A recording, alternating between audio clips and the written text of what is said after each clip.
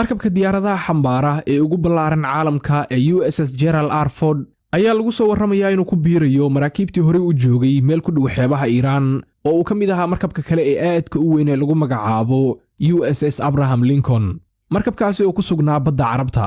sidoo kale Mareykanku waxa uu soo raray diyaaradaha loo yaqaano Airborne Warning and Control System AWACS ama diyaaradaha digniinta hore iyo kontaroolka ee nooceedu yahay Boeing E-3 diyaaradahaasi oo la keenay qaar ka mid ah dalalka Carabta ee ku dhow Iiraan iyo sidoo kale qaar saaran maraakiibtan waaweyn ee badda dhex jeexaya.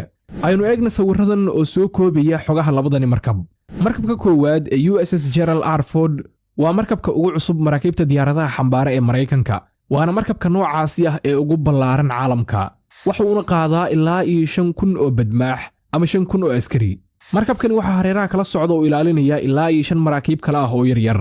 noocyada diyaaradaha saaranna waxaa ka mid ah diyaaradda F-35 oo loo adeegsado duqeymaha fogfog.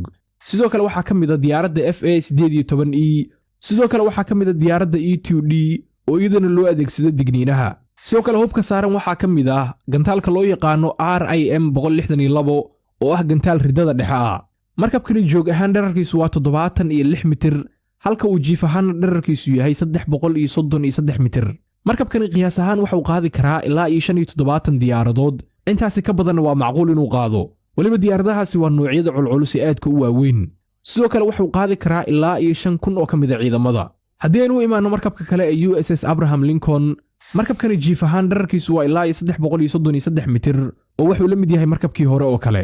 markabkani ugu badnaan waxa uu qaadi karaa 90 diyaaradood oo u badan diyaaradaha khafiifka. sidoo kale markabkan wuxuu qaadi karaa ilaa 5,680 askari oo isugu jira kuwa diyaaradaha kaxeeya iyo ciidanka markabka saaran. diyaaradaha markabkani saaran waxaa ka mid ah FA-18EF. sidoo kale waxaa ka mid ah F-35C Lightning II.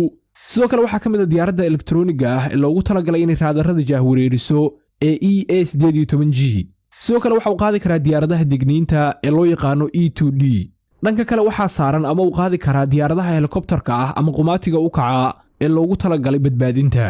xogaha laga helay falanqeeyayaasha xogaha sirdoon iyo dabagalka duulimaadyada ayaa sheegaya in Mareykanku uu geeyey gobolka in ka badan 120 diyaaradood maalmihii la soo dhaafay, taasi oo ka dhigan raritaankii ciidan ee ugu weynaa ee awoodda cirka Mareykanka tan iyo dagaalkii Ciraaq sanadkii 2003.